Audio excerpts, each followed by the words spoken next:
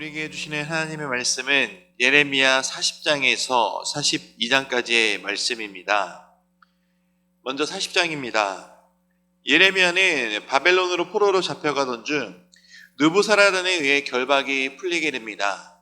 그리고 바벨론으로 함께 가거나 혹은 예루살렘에 남거나 선택하라고 합니다.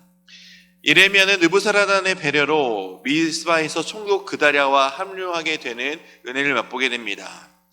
40장 7절에서 12절에서 느부갓네살 왕은 그다랴를 유다의 초대 총독으로 세웁니다. 그다랴는 예루살렘의 유력한 정치가 집안 출신이며 그의 아버지 아히감은 예레미야에게 우호적인 태도를 가지고 있었던 사람이었습니다. 그는 바벨론 지배에 저항하는 극단적인 정치를 피하였기에 바벨론으로부터 신임을 얻을 수 있었습니다.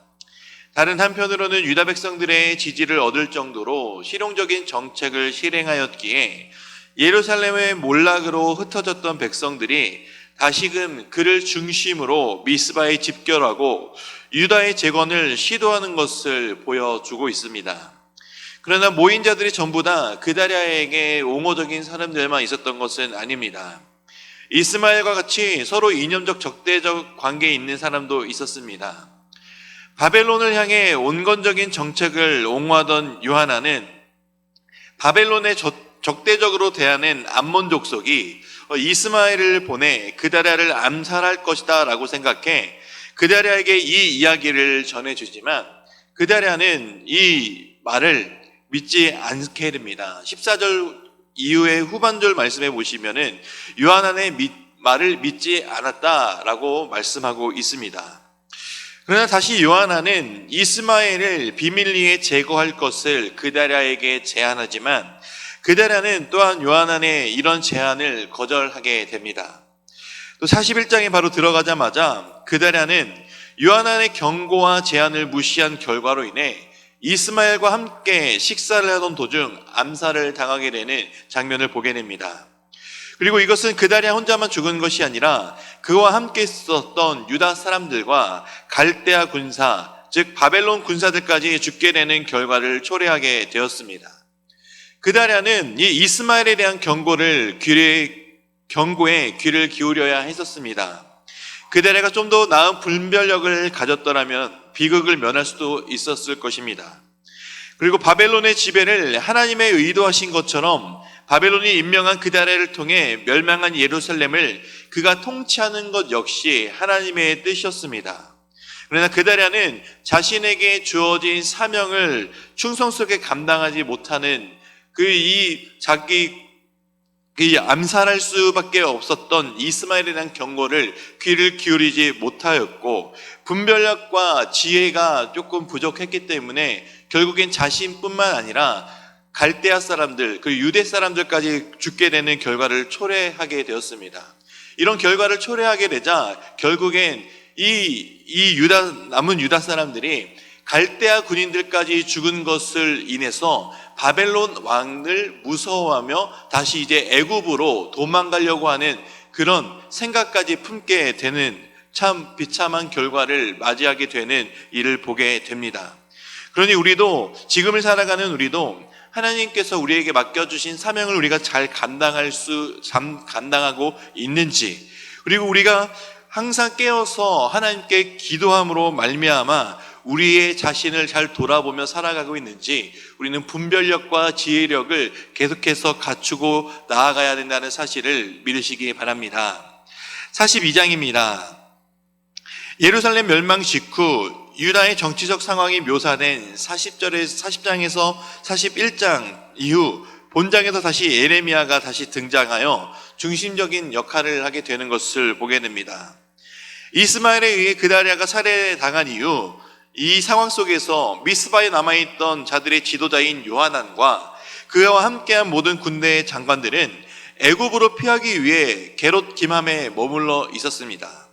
이런 긴박한 상황에서 작은 자로부터 큰 자까지 모든 백성들이 예레미야에게 나아와 그들이 나아가야 할 길과 할 일에 대해서 예레미야가 하나님께 기도해 주기를 간구하고 있습니다. 그들은 자신들을 남아있는 모든 자라고 고백합니다. 그러나 그들은 이미 애굽으로 도망갈 것을 결정해 놓고 예레미야에게 기도 요청을 한 것은 예레미야를 통한 축복을 기대했을 수도 있습니다. 그러나 정말로 어찌할 바를 알지 못해서 예레미야에게 자문을 구하며 하나님의 뜻을 물어보려고 한 것일 수도 있습니다. 이러한 절박한 상황 속에서 선지자를 통해 하나님의 뜻을 구하는 것은 아마 이들에게 절대적으로 필요한 일이었을 것입니다. 이에 예레미야는 기도하고 하나도 숨김없이 알려주겠다 하며 백성들은 이 예레미야의 기도를 통한 하나님의 응답에 순종할 것을 약속하게 됩니다. 10일 이후에 예레미야를 통한 하나님의 말씀이 이 유다 백성들에게 임하게 됩니다. 예레미야를 통한 하나님의 말씀은 이스라엘 백성들이 바벨론 왕을 두려워해서 애굽으로 도망가는 것이 아니라 바로 유다 땅에 머물러 사는 것이었습니다. 이스마엘이 바벨론 군대까지 죽이게 된 일을 인하여 바벨론을 두려워하여 애굽으로 피하려고 하는 이들을 향해 바벨론 왕을 두려워하지 말라고 계속해서 되풀이하며 말씀하고 있습니다. 이것은 하나님께서 유다를 보호하시고 남은 자들과 함께 하실 것이다 라는 하나님의 약속이었습니다. 그러나 만일 이 남은 자들이 이 예레미야를 통한 하나님의 말씀을 듣지 않고 애굽으로 도망간다면 하나님께서는 하나님의 말씀에 순종하지 않는 것으로 간주하셔서 칼과 기근과 연병에 죽게 될 것이라고 하시며 악담과 경악과 저주와 모욕의 대상이 될 것이고 다시는 고국으로 돌아올 수 없을 것이다 라고 말씀하십니다.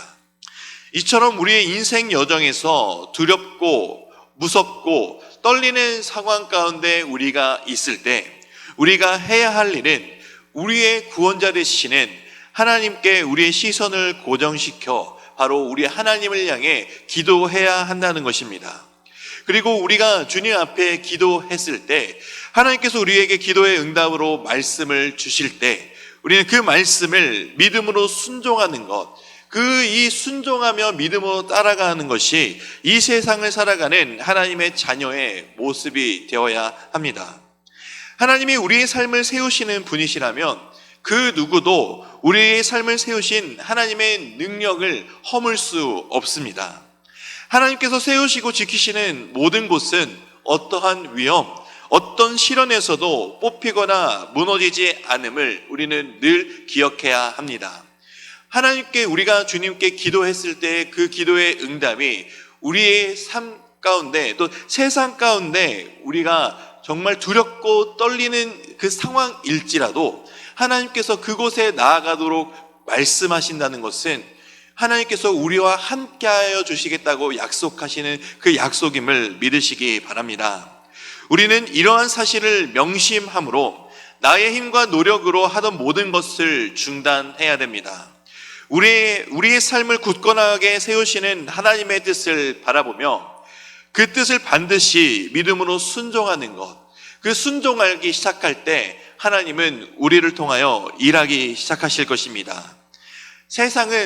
세상이 아무리 우리를 두렵게 할지라도 세상은 하나님 앞에 두려워 떤다는 사실을 우리는 잊지 않아야 합니다. 세상보다 크신 하나님, 그 크신 하나님이 우리와 함께 하신다는 사실을 잊지 않으며 살아가는 모든 인생의 여정이 되시기를 주님의 이름으로 축복합니다. 이제 말씀을 듣겠습니다. 예레미야 40장에서 42장의 말씀을 경청하실 때 우리에게 주시는 하나님의 말씀의 음성을 들으시기 바랍니다. 주의 말씀은 내 발의 등이요 내 길의 빛이니이다.